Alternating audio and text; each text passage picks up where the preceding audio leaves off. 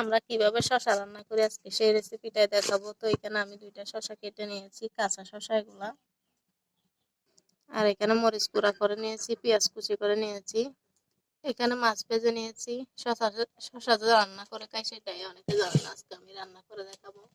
তার জন্য এখানে আমি প্রথমে তেল দিয়ে দিব পরিমাণ মতো। এখন পেঁয়াজ কুচিগুলা দিয়ে দিব। পেঁয়াজ কুচিগুলা দিয়ে একটু নেড়ে চেড়ে ভেজে লাল করে দিব।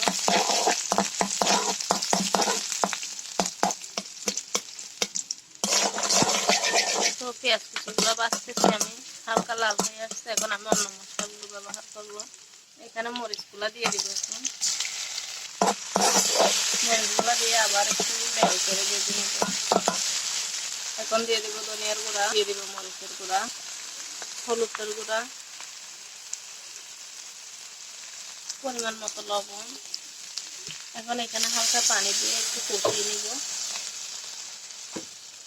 তো আমি পানি দিয়ে ভালোভাবে নেড়ে চেড়ে একটু হালকা কষিয়ে নিচ্ছি। বেশ কিছুক্ষণ কষিয়ে নেওয়ার পর এখন এটা লাল হয়ে আসছে। এখন আমি সবজিগুলো দিয়ে দিব। দিলাম।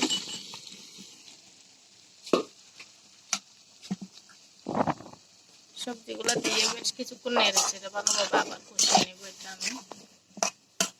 তো দেখেন ভালোভাবে মাখিয়ে নিয়েছি। এখন আমি এটা ঢাকনা দিয়ে ঢেকে বেশ কিছুক্ষণ কষিয়ে নিব। তো আমি ঢাকনা দিয়ে ঢেকে দিয়েছি, এখন সিদ্ধ হবে সেটা ভালোভাবে জাল দিব এখন আমি।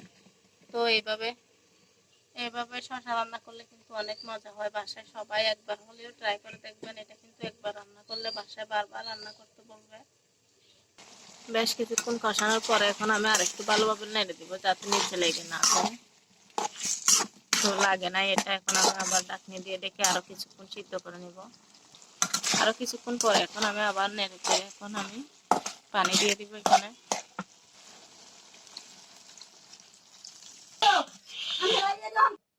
এখন আমি পরিমাণ মতো পানি দিয়ে দিচ্ছি এখানে। এখন আমি আবার ভালোভাবে সিদ্ধ করে বলক তুলে নিব। এই পর্যায়ে আমার ইয়াগুলো সিদ্ধ হয়ে গেছে। এখন আমি মাছগুলা দিয়ে দিব সেখানে।